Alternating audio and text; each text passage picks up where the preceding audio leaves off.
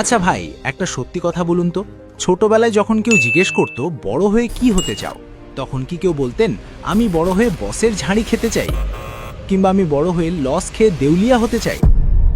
নিশ্চয়ই না।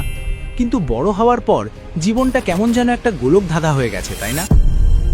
আজকের ভিডিওতে আমরা এমন এক কুরুক্ষেত্র নিয়ে কথা বলবো যেটা মহাভারতের যুদ্ধের চেয়েও জটিল।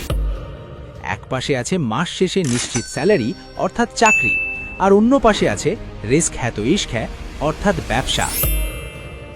আপনি যদি কনফিউজ থাকেন যে জীবনের মোড়ে দাঁড়িয়ে ডানে যাবেন নাকি বামে, তাহলে পরের কয়েকটা মিনিট আপনার জীবনের মোড় ঘুরিয়ে দিতে পারে।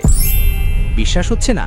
তাহলে পপকর্ন হাতে নিন, সিট বেল্ট বেঁধে নিন, কারণ আমরা এখন লজিকের রোলার কোস্টারে চড়তে যাচ্ছি। শুরুতেই একটা দেশি সিনারিও কল্পনা করুন। আপনি পাত্রী দেখতে গেছেন। পাত্রীর বাবা গম্ভীর মুখে জিজ্ঞেস করলেন, বাবা তুমি কি করো? আপনি যদি বলেন চাকরি করি, তিনি জিজ্ঞেস করবেন বেতন কত, আর যদি বলেন ব্যবসা করি, তিনি জিজ্ঞেস করবেন আসল পুঁজি আছে তো নাকি সব লোন। মানে শান্তি কোথাও নেই বস, সমাজ আপনাকে জাজ করবেই। আমাদের ছোটবেলা থেকেই ব্রেনে একটা চিপ ঢুকিয়ে দেওয়া হয়, লেখাপড়া করে যেই গাড়ি ঘোড়ায় চড়ে সেই। কিন্তু আধুনিক যুগে এসে দেখা যাচ্ছে যে গাড়ি ঘোড়ায় চড়ছে তার ড্রাইভার হয়তো পিএইচডি হোল্ডার। জোকস অ্যাপার্ট, বর্তমান যুগ বা মডার্ন এরিয়াতে চাকরি এবং ব্যবসার সংজ্ঞাটাই পুরোপুরি বদলে গেছে।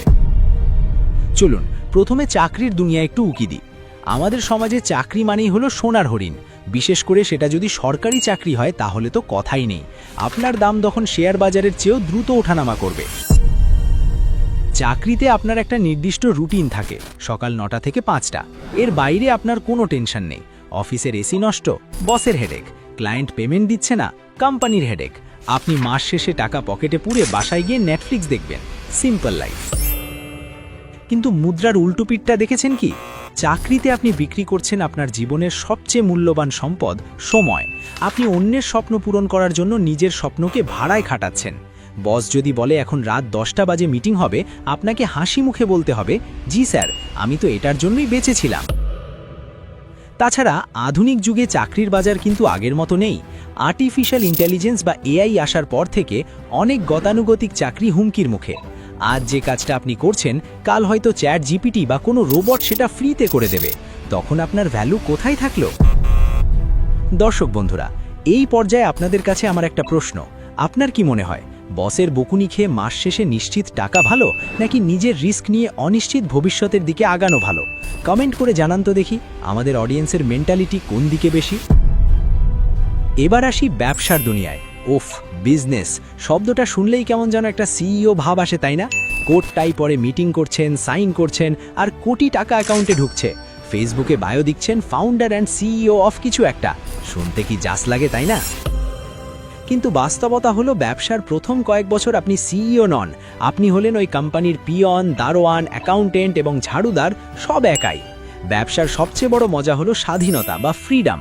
আপনার কোনো বস নেই, আপনি যখন খুশি কাজ করবেন। কিন্তু সমস্যা হলো যখন আপনি নিজের বস, তখন আপনি নিজেকে ছুটি দিতে পারবেন না।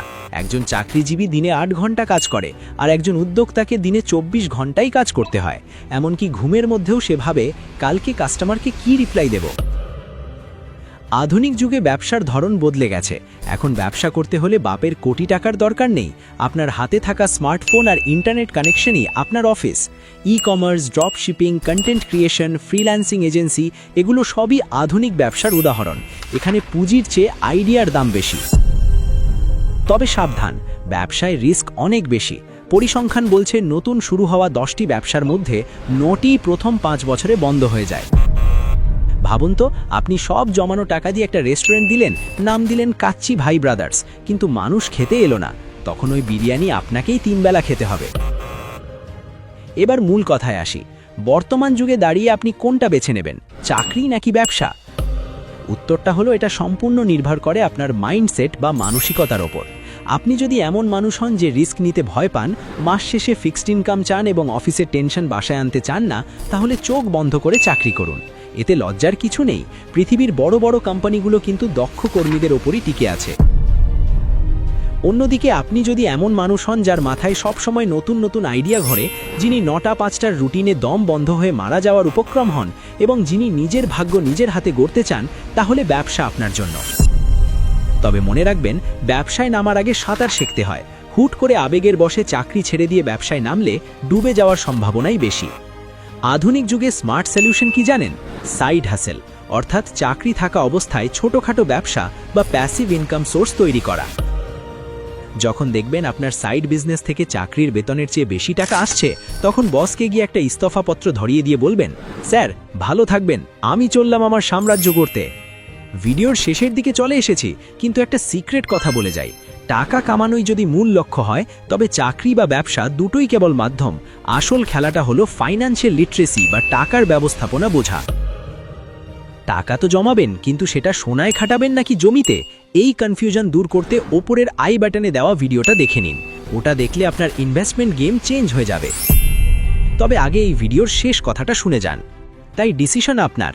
আপনি কি নিরাপদ খাঁচায় থেকে সময় মতো খাবার পেতে চান, নাকি জঙ্গলে শিকার করে খাওয়ার রোমাঞ্চ নিতে চান? দুটোই সঠিক, যদি সেটা আপনাকে খুশি দেয়। লোকে কি বলবে এই চিন্তা করে ক্যারিয়ার চুজ করবেন না, কারণ দিন শেষে বিলটা আপনাকেই পে করতে হয়, পাশের বাসার আন্টিকে না।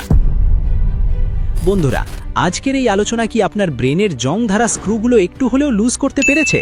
আপনি এখন কি ভাবছেন, চাকরি করবেন নাকি ব্যবসা, নাকি দুটোই একসাথে চালাবেন? আপনার প্ল্যান কি সেটা কমেন্টে বিস্তারিত জানান। আমি প্রতিটি কমেন্ট পড়ব, কথা দিলাম। ভিডিওটা ভালো লাগলে কৃপণতা না করে একটা লাইক দিন, আর শেয়ার করে দিন আপনার সেই বন্ধুকে যে দিনরাত ক্যারিয়ার নিয়ে কনফিউশনে ভোগে। পরের ভিডিওতে আমরা কোন টপিক নিয়ে আলোচনা করব? 1. ছাত্র বা বেকারদের জন্য বিজনেস আইডিয়া। 2. কম বেতনে সেভিং করার গোপন কৌশল, নাকি 3. শেয়ার বাজারের আদ্যপান্ত। ঝটপট কমেন্টে 1, 2 বা 3 লিখে জানান। যার কমেন্টে লাইক বেশি পড়বে, পরের ভিডিও সেটা নিয়েই হবে। ভালো থাকবেন, সুস্থ থাকবেন, আর মনে রাখবেন, ক্যারিয়ার যেটা হোক, মানুষ হওয়াটা সবচেয়ে জরুরি।